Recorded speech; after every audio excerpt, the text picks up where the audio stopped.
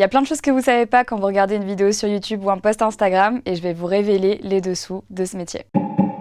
Je pense que c'est important pour les jeunes générations qui arrivent de pas idéaliser le métier d'influenceur, créateur de contenu, parce qu'on ne montre que ce qu'on a envie de montrer sur les réseaux. Généralement, on voit que les highlights, en fait, que les parties trop fun de tous vos influenceurs préférés. La réalité des choses, c'est que derrière, il y a de la gestion d'entreprise, il y a des impôts à payer, il y a toute une création de contenu, il y a la pression des statistiques qui changent en fonction de l'algorithme du réseau social sur lequel on est.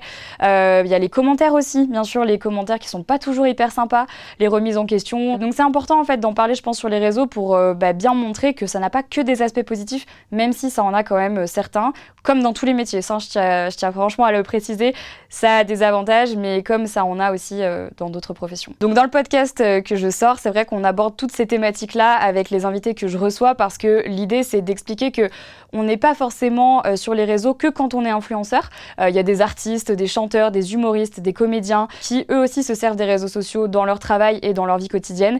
Et aujourd'hui, les réseaux sociaux, en fait, on est tous impliqués, on est tous impactés. Et l'idée, c'est vraiment de montrer aux gens l'envers du décor et l'envers de la toile. Il y a plein de gens qui pensent qu'on est exactement pareil entre les vidéos qu'on poste, ce qu'on poste sur les réseaux et dans la vraie vie. Alors moi, j'essaye quand même d'être sensiblement la même, parce que c'est important de pas me mentir à moi-même et puis de pas mentir à la communauté qui me suit. Ça a été le cas pendant un temps. J'ai joué un double jeu parce qu'en fait, j'avais, je pense, plus envie de me protéger à ce moment-là et je savais pas trop comment le faire. J'avais vraiment cette scission entre Enjoy Phoenix et Marie.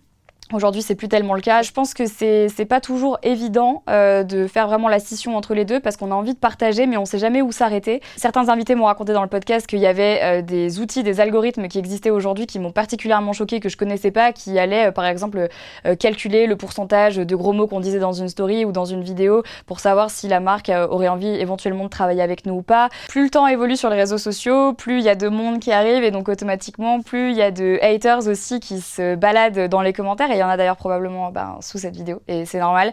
On peut pas plaire à tout le monde, ça c'est la leçon que j'ai le plus retenue ces dernières années sur les réseaux sociaux. Le cyberharcèlement, il est surtout arrivé quand j'ai commencé à m'exposer en fait sur internet, à exposer ma vie, à exposer mon couple, à exposer, à avoir une exposition médiatique. C'est arrivé un petit peu crescendo, il y a eu au début des insultes, des menaces, et puis ensuite c'est arrivé jusqu'aux gens qui m'ont suivi après la salle de sport pour voir où j'habitais, qui ont laissé des enveloppes dans ma boîte aux lettres avec des lames de rasoir, qui sonnaient chez mes parents, qui sonnaient chez ma sœur, qui suivaient mes frères et sœurs quand ils sortaient de l'école, des appels, des messages laissés sur ma messagerie alors que j'avais jamais donné mon numéro. Bref, je crois qu'en fait quand on s'expose, ce qui est le plus difficile, c'est de voir les autres autour de nous en pâtir. Moi, j'assume en fait d'être sur les réseaux, donc c'est aussi mon choix de continuer à m'exposer malgré les remarques, même si ça n'excuse en rien le cyberharcèlement. C'est pas parce qu'on s'expose qu'on accepte de se faire cyberharceler, mais ce qui a été dur, c'est de voir en fait mes petits frères, ma sœur se faire un peu emmerder sur les réseaux, des gens qui essaient de trouver leur compte Instagram pour aller dire des choses, pour aller chercher des choses.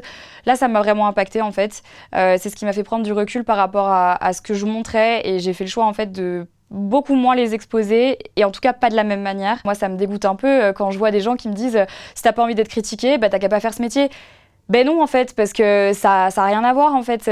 Tu vas pas aller insulter ton boulanger le matin quand ta baguette est pas assez cuite. Enfin, je veux dire, ça n'a aucun sens. Et je trouve ça d'ailleurs assez triste qu'on fasse l'amalgame entre t'es sur les réseaux donc t'acceptes de te faire harceler. Ben non. Enfin, où est-ce que c'est écrit non? Et j'aimerais vraiment que ça soit pas le cas pour les prochaines générations qui sont de plus en plus jeunes.